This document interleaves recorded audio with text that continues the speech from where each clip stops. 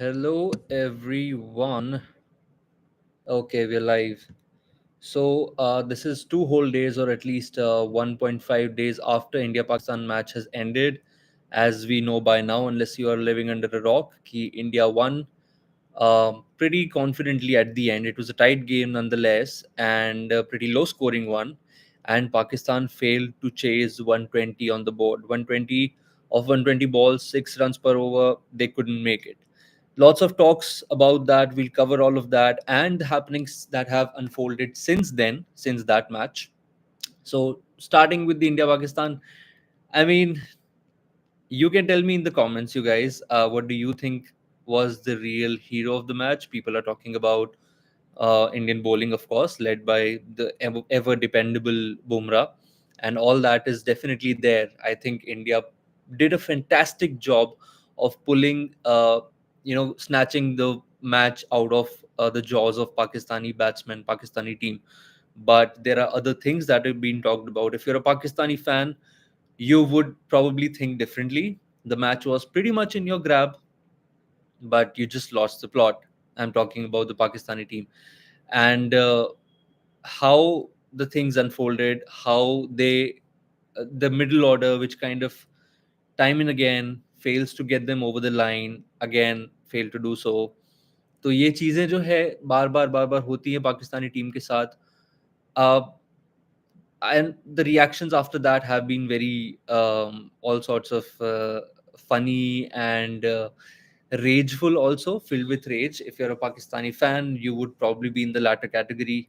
Abhi live stream karne se pehle hi I was watching this one video of Wasim Akram, the great legend Sir Wasim Akram. He was bashing the Pakistani team left, right, center, right in the middle. He was probably commentating at some match and or doing the post match or pre match, and he was just blasting them off. But then I kind of do sympathize with him. If you're a Pakistani fan, I just fail to understand, from that situation, how can he lose the game? It can only be a lack of application. People might be talking about all the demons in the pitch. यार pitch ऐसा है वैसा है, batting को suit नहीं कर रहा है, bowlers के लिए friendly है. But even then, you have a set target in your mind. You don't have to just score to get to a certain total. You have to plan your chase so you get run a ball and run a ball even on these wickets. These are not the most horrible wickets that the world of cricket has seen. It's just a matter of application. So I think that was one. Lack of application, according to me, was the biggest reason why they did not make it. Um, Talking of low scores, there was another one because I'm doing this live stream on 11th June at 6 p.m. this morning. In fact, last night, late last night, South Africa defeated Bangladesh, and even they defended a very low score. The score was even lower than what India managed to get against Pakistan. 114, Bangladesh could not make it. Now again, is it so much about the pitch or the lack of application that's been going around, even on South Africa's part, and on India's part? And I'm talking about these two teams because they both batted first in their respective matches. There was something of an application that was not coming through. In India's case, it was good that India got a good start. I mean, despite the wicket of Kohli, the start in the first 10 overs was relatively good. For South Africa, thanks to Klaasen and Miller, a solid partnership got them to at least 114. But in the second innings, the teams are just faltering. What is even happening with some of these teams? Both Pakistan and Bangladesh can definitely be called guilty of not planning the chase enough, throwing the wickets away, not reading the pitch, not applying themselves. And in Bangladesh South Africa match, the one thing that also kind of stood in the way was a sort of a controversial decision, you may call it, in the end. Controversial not because the rule is not framed in such a way that it favored Bangladesh, but controversial in the sense that it was never an LBW. I don't know if people have watched the match or not, but the bowler bowled and Mahmudullah was ruled LBW out. The ball was clearly missing the line. It was drifting down the leg, and he was got called out. And because the decision was given then and there on the field by the on-field umpire, the ball was dead after that.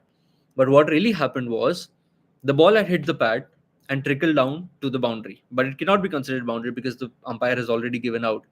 अब हुआ ये कि वो refer किया गया, महबूदुल्लाह ने review लिया. It was referred to the third umpire, and it was not out. But if it's not out, then ball should ideally be counted till the ball has completed its journey. If it's been fielded and thrown in into the pitch again, and people and the batsmen have run a couple or single, then that should have been the ideal run count. In this case, it really trickled down to the boundary, so 4 runs should have been added. And guess what the margin was of defeat for Bangladesh? That was 4 runs. So those 4 runs could have made the difference in the fortunes of Bangladesh, because they're really staring at a group exit maybe, and that would not have been the case if the on-field decision was not out. And yeah, they would have won essentially.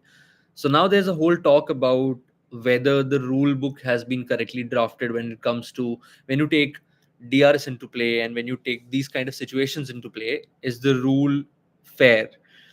I was watching Tamim Iqbal talking about it, and he really feels that it's not fair. I mean, it is actually not fair, to be honest, and I'm not speaking on behalf of Bangladesh or anyone. I'm just taking into account the rule itself. I think there could be some amendments made to it, because it's not foolproof. It's not exactly what should be happening, right? But what do you think? If you're watching this, please tell me in the comments, what do you think about this particular rule? um, Bangladesh, South Africa, Bangladesh staring at defeat, staring at a group exit, but there are other teams also staring at group exit. And the two prominent ones, and I say prominent because these teams were the finalists in the last edition of the World Cup. You're talking about England and Pakistan. They are both staring at a group stage exit, and that's unfortunate for both of them. But that's the nature of this World Cup, and they both have kind of played poor cricket, sort of to deserve to be in this position.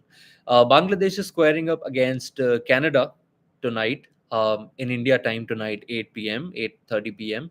And it's Karo Yamaro for them. They have to fight it, they have to win it, and they not only have to win it by a good margin, they also have to depend on the result of other teams in the same group in order to qualify.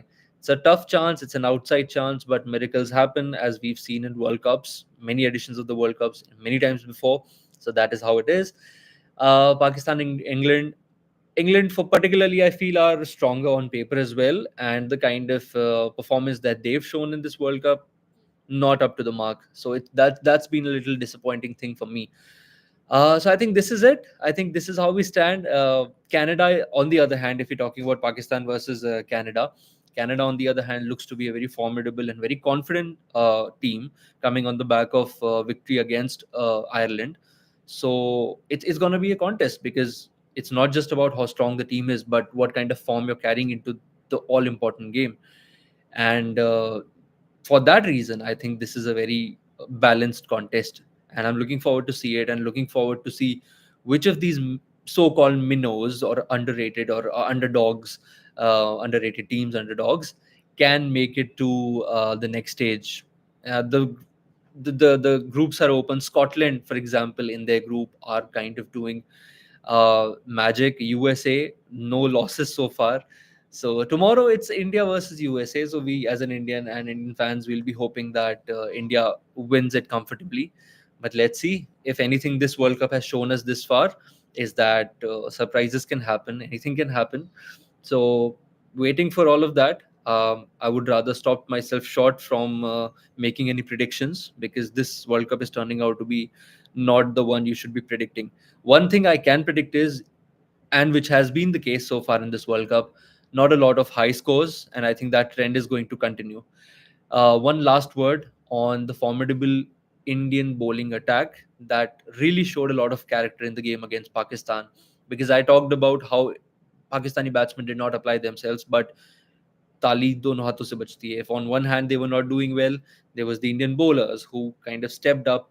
Everybody, every single bowler who had the ball in their hand, who had to roll over their arm, did the job, led by the formidable Jasprit Bumrah, and people are already talking about, and it's been time and time again. Every time he performs, the notion that he is a living legend and probably one of the greatest Indian bowlers and one of the greatest bowlers of this generation in the world, that notion keeps getting stronger. So looking forward to seeing more of him.